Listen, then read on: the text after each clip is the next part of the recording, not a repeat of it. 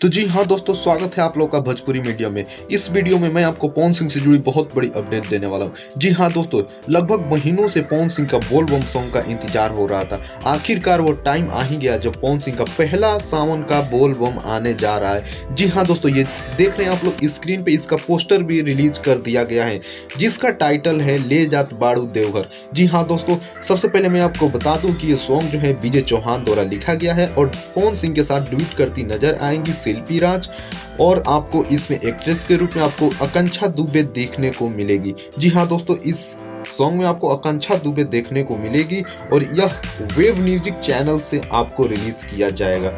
जी हाँ दोस्तों, तो आप लोग इस सॉन्ग के लिए कितना एक्साइटेड है कमेंट करके जरूर बताएं।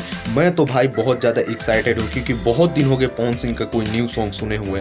तो आप लोग कमेंट करके जरूर बताएं कि कैसा लगा ये आपको अपडेट, और चैनल पर नए हैं तो चैनल को सब्सक्राइब करना बिल्कुल भी ना भूलें।